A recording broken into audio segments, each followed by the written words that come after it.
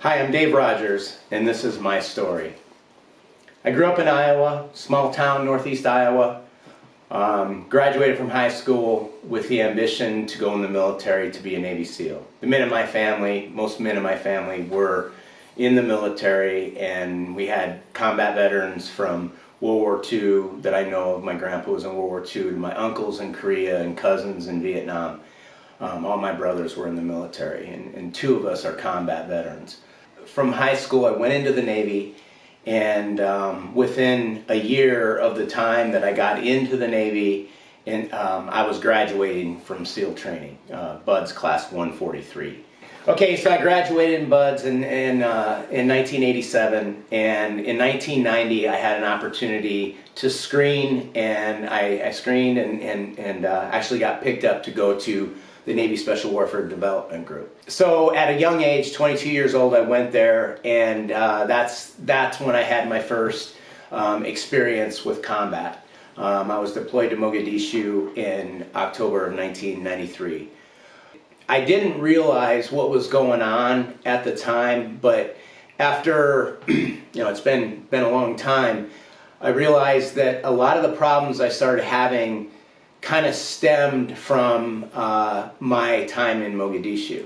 I learned that during one incident that happened, actually the first night I was in country, I was danger close to a large explosion, and I believe now that I lost consciousness, and I thought I was just stunned, but as my life went on and I started having problems, I was doing therapy, and some of the therapy went back and kind of, you went back and kind of opened up some of the doors that were closed, and I learned, okay, that was a time where I got rocked pretty good.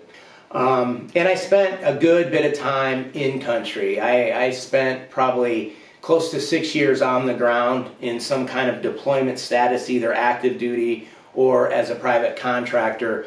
Most of that time was spent in the Middle East, mostly Iran and Afghanistan. People ask me about the teams, and especially SEAL Team 6, and they say, what's it like and what do you do? And people envision the special operator with MVGs and body armor and guns and lasers and all these things, and of course that's a part, those are some of the tools we use in doing our business, but what a special operator is a special problem solver. My ability to solve problems, and not even problems, I'm talking, they say first world problems and third world problems, we're talking problems that were minor everyday things I started having difficulty with.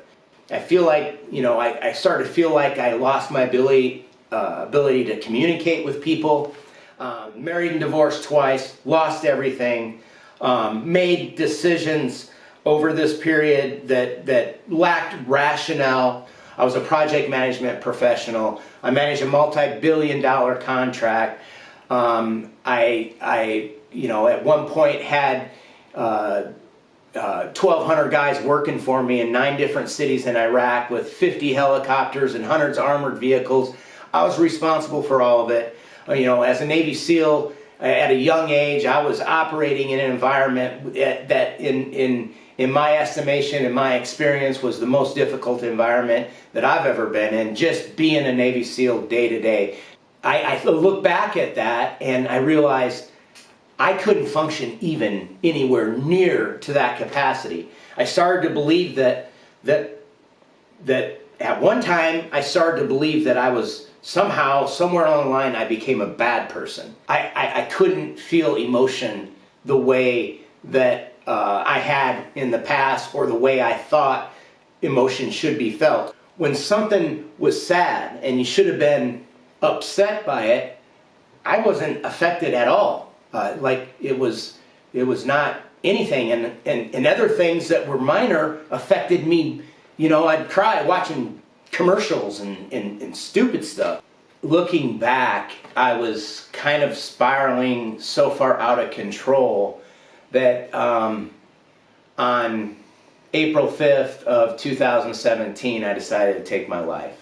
I couldn't figure it out. I did everything. I went to the VA, I went to counseling, I took their meds, I did everything they asked me to do.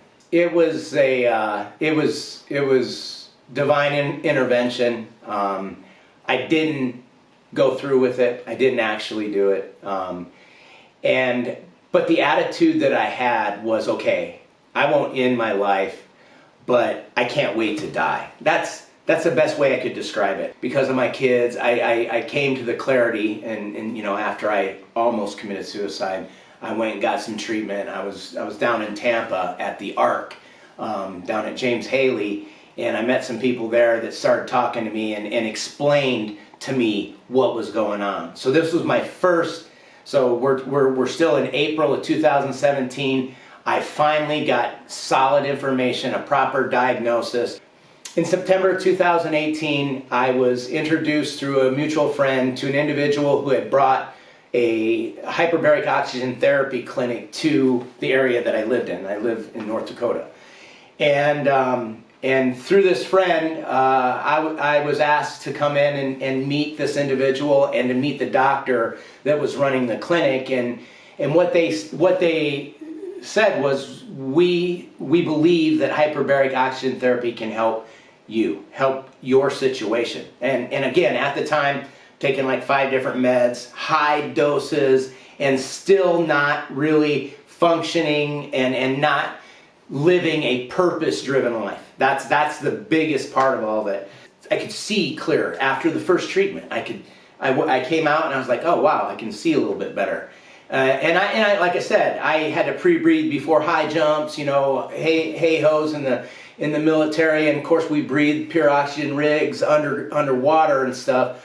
But so I was familiar with the effects and the euphoric feeling that oxygen could give you. But that was what I noticed after the first treatment. It was a 1-hour treatment. After 4, I noticed it was actually, for sure, doing something to me. I improved steadily every day. Through my life, there were different traumatic incidents that actually affected my brain and changed the way my brain functioned. And when that happened, I was unable to basically be me, be who I was and who I thought I was. And through hyperbarics, I got it back. I got my ability to understand things for what they are, my ability to manage time and plan and execute, my ability to feel love and to feel emotion, my ability to read and comprehend, understand complex, problems, and now I'm planning to go back to school. I'm getting into a master's program for psychology. I want to help people. It almost cost my life, and it was something that could be fixed. And it's not the end all, be all. It's not the only thing anyone who's suffering from mental illness needs, but it needs to be part of the solution.